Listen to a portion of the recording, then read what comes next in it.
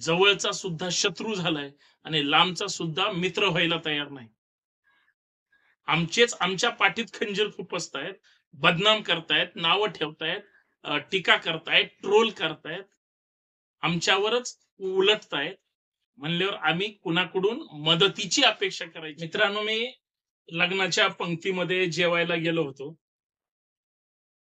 आणि बऱ्याच दिवसांनी, बऱ्याच वर्षांनी लग्नाच्या पंक्तीमध्ये जेवायला बसणं, तेही मांडी घालून, मला काल म्हणजे असं वेगळंच वाटत होतं, की आपण परत एकदा सामान्य लोकांमध्ये मिसळलोय आणि ही गोष्ट तुमच्या सुद्धा जिव्हाळ्याची आहे, महत्त्वाची आहे आणि मी जे सांगतोय ते प्रामाणिकपणे सांगत असतो. म्हणून शेवटपर्यंत विश्वास ठेवा आणि सगळ्यात महत्त्वाचं, की हा विषय समजून घ्या.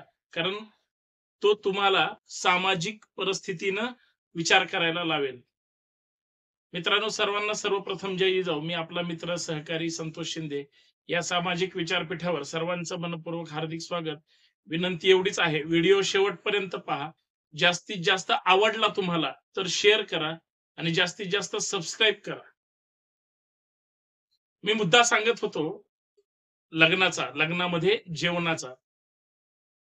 आणि मला लहानपणीचं आठवलं, की लहानपणी आमच्या मित्रांपैकी कुणाचं लग्न जर असेल म्हणजे त्यांच्या घरातलं, कुणाच्या भावाचं असायचं, कुणाच्या बहिणीचं असायचं, तर आम्ही सगळी आयोजक मंडळी आदल्या रात्रीपासून सगळं वस्तू आणण्यापासून ते साधारणतः अ, रात्रभर स्वयंपाक करेपर्यंत आणि सकाळी परत नवरा-नवरीची सगळी व्यवस्था करण्यापासून, लोकांना जेवण वाढेपासून ते मुलीकडले जर आपण असू, तर मुलीला अ, म्हणजे त्या लग्न झाल्यानंतर नवरदेवासोबत गाडीत बसवेपर्यंत सगळं नियोजन आपण करत असायचो.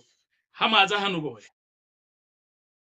आणि मला त्या गोष्टी आणि त्या काळच्या त्या सगळ्या आठवणी अजून आठवतात. मी काल लग्नाला गेलो होतो आणि मग पंक्तीमध्ये जेवायला बसलो. वाढणारी ज्येष्ठ मंडळी होती. म्हणजे गावात असल्यामुळं आणि मित्राचा आग्रह असल्यामुळं आमचा सत्कार वगैरे जे काही प्रातिनिधिक स्वरूपात असतात ते सगळं झालं. जेवायला बसल्यानंतर जी वयस्कर माणसं होती, त्यांची फक्त कुजबूज सुरू होती. लग्न लय मोठं झालं, लग्न फार चांगलं झालं. म्हणजे जेवणारी माणसं ही चर्चा करत असताना वाढणारी माणसं तर त्याच्या पुढची असतात. मग तुम्हाला हे वाढू का? तुम्हाला ते देऊ का? वाढणारी माणसं आणि वाढणारी माणसंच अख्खं लग्न ताब्यात घेऊ शकतात. त्याचं कारण कसं आहे? जर जेवणाऱ्या माणसाचं पूर्ण समाधान झालं किंवा करू शकले, समजायचं अत्यंत सुंदर लग्न झालं. पण भाजीमध्ये साधं मीठ जरी कमी असलं आणि ते जर वेळेत नाही मिळालं, तर तो लग्नाला आलेला वऱ्हाडी माणूस हा लग्न चांगलं झालं नाही म्हणून सर्टिफिकेट देऊन निघून जाऊ शकतो. कारण ती सगळी जबाबदारी त्या आयोजकांकडे असते. कार्यवाहक किंवा इतर जी मंडळी असते त्या पत्रिकेवर नावं छापलेली आणि तुम्हाला माहितीये, तुमच्या लहानपणी पत्रिकेवर एखाद्याच्या आपलं नाव छापून येणं म्हणजे फार मोठी गोष्ट. भारी वाटायचं, की आईला आपलं पत्रिकेवर नाव छापलं. खरं आहे का नाही? आणि ती माणसं कुजबूज करत होती. आम्ही आपलं परत पुण्याला जायचं म्हणून जेवणाकडे आमचे लक्ष होतं. परंतु ज्यावेळेस सगळं आटोपलं, आमचंही जेवण आटोपलं, मग ज्यांच्या सोबत गेलो होतो त्यांच्या नात्यातलं असल्यामुळे आम्ही अजून थोडा वेळ थांबलो. आता जी वाढणारी माणसं होती, ती सगळी जेवायला बसली आणि त्यांचं साधारणतः 350-400 लोकांचं नियोजन होतं. आता प्रत्येकाने एकाला मला पत्रिका होती. असे मी 4 जण घेऊन गेलो. असं प्रत्येकाने लोक आणल्यामुळं जेवण थोडं कमी पडलं. वाढणाऱ्यांनी सुद्धा लहान मुलं पाहिले नाहीत किंवा मोठी माणसं पाहिली नाहीत, खास करून ज्येष्ठ नागरिक. भरपूर जेवण वाढल्यामुळं भरपूर जेवण वेस्ट गेलं. म्हणजे वाया गेलं ते जेवण. अन्न हे पूर्ण लोकांनी खाल्लं नाही. त्याच्यामुळं नंतरची जी लोकं राहत असतात, त्यांना ते पुरलं नाही. आता जी वाढणारी मंडळी होती शेवटच्या पंक्तीतली, त्यांची अशी पंचाईत झाली, की भाजी थोडी म्हणजे वरचं-वरचं सगळं वाढण्यात गेलं म्हणल्यानंतर खालचाच माल त्यांना मिळाला. बुंदी संपलेली होती.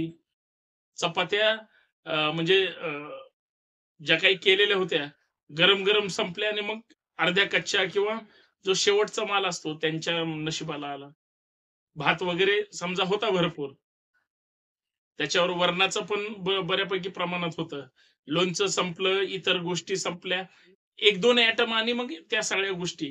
पण आयोजक मंडळी किंवा जी वाढणारी मंडळी असते, पहिल्यांदा एवढा प्रामाणिकपणे वाढतात. त्यांच्या मनात असतंच, की शेवटी आपल्याला राहतं की नाही. पण त्याच्यावर त्यांची कुजबूज सुरू झाल्यावर एक गावातला सोडलेला वळू असतो. तो वळू काय करतो, त्या सगळ्या ह्याच्यामध्ये जास्त मीठ कसं टाकायचं, अर्थात खडा कसा टाकायचा, वाद कसा सुरू करायचा, तो त्याचं परफेक्ट काम असतं.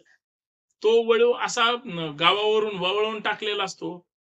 तो रोज समजा लग्न सराईच्या काळात 2 लग्न अटेंड करतोच आणि 2 लग्नामध्ये 2 लोकांमध्ये तरी भांडणं लावल्याशिवाय त्याच्या नरड्याच्या खाली तो घास काही उतरत नाही. आता हीच परिस्थिती त्यांनी आमच्या त्या आम्ही उपस्थित असलेल्या लग्नात पण केली. पहिलं तर मला त्याचा अंदाज आला, की तो कशा पद्धतीनं विषय पळवतोय, डायव्हर्ट करतोय किंवा मांडण्याचा प्रयत्न करतोय.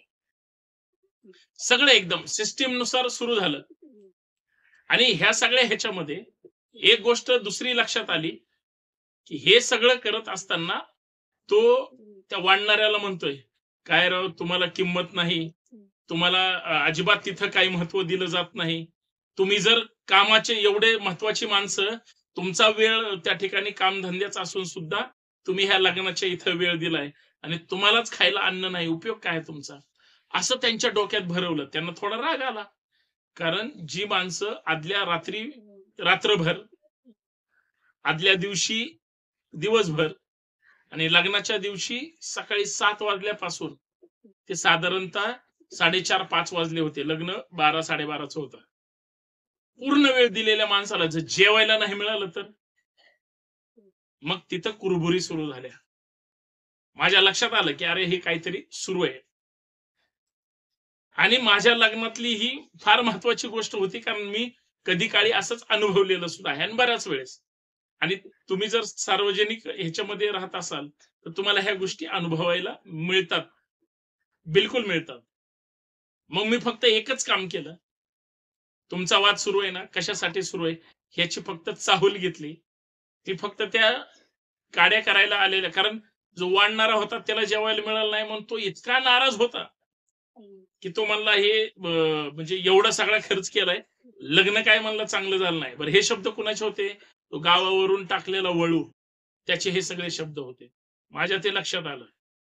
मी फक्त त्याला एकच प्रश्न विचारला, "भाऊ हातात तुमच्या ते कुंकू लागलंय बोटाला, तुम्ही काय दुसऱ्या लग्नाला किंवा कुठल्या कार्यक्रमाला जाऊन आले का?" "हो," म्हणला, "मी आत्ताच त्या जाधवांच्या लग्नाला गेलो होतो." "कसं झालं लग्न?" तर तो म्हणला, "एकदम मस्त झालं." "काय-काय जेवायला असेच आयटम होते का दुसरे होते?" "नाही, नाही," म्हणला, "तिथं तर बुफे सिस्टम होती," म्हणला. "टेबलवर बसून भरपूर पोट भरून जेवलो," म्हणला. "मग इथं कशाला आले तुम्ही परत अजून जेवायला?"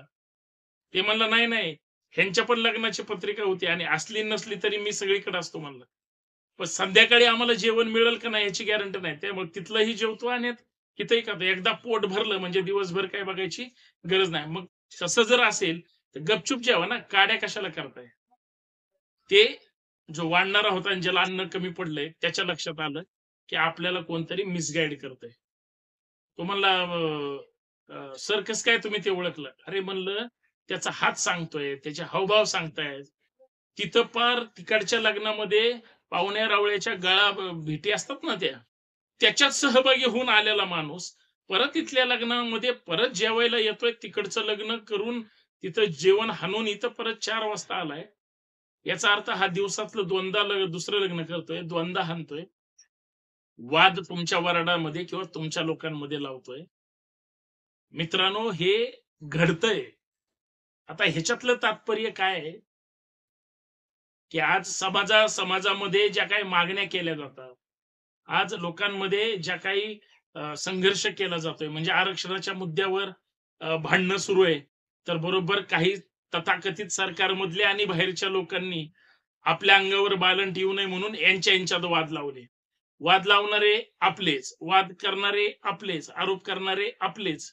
सगळे आपलेच, मग दोष कुणाला द्यायचा? लग्न आपलं, वराडी आपले, पाहुणे रावळे आपले आणि मिठासाठी आम्ही भांडणार? म्हणजे आम्ही आमच्या खाल्लेल्या अन्नाला आम्ही जागू शकत नाही, तर बाकीचं काय घेऊन बसलाय?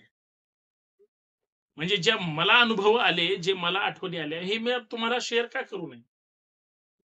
अशी सामाजिक परिस्थिती झाली आहे सध्या, की जवळचा सुद्धा शत्रू झालाय आणि लांबचा सुद्धा मित्र व्हायला तयार नाही. आमचेच आमच्या पाठीत खंजीर खुपसतायत, बदनाम करतायत, नावं ठेवतायत, टीका करतायत, ट्रोल करतायत, आमच्यावरच उलटतायत. म्हणल्यावर आम्ही कुणाकडून मदतीची अपेक्षा करायची, असं आता प्रत्येकाला वाटायला लागलंय. प्रत्येक सामाजिक कार्यकर्ता, नेता, चळवळीतला एखादा सहकारी हा घाबरून काम करतोय, जगतोय. तसंच एखादा बाप, एखादा भाऊ, त्याची आई, त्याची बहीण आपल्या घरातलं चांगलं कार्य करण्यासाठी सुद्धा अचानक दचकते, की सगळी लोकं आमच्या मदतीला येतील का?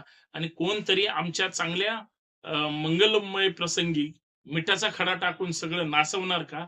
अशी भीती जगतायत. मित्रांनो, या सगळ्यांपासून सावध राहा आणि आपला समाज मोठा करा. समाजात सामाजिक सलोखा, तुमच्या माझ्यामधल्या नात्यातला गोडवा हा शेवटपर्यंत टिकून ठेवायचा आहे. कुणाच्याही भूलथापांना बळी पडू नका. धन्यवाद. जय जिजाऊ, जय शिवराय.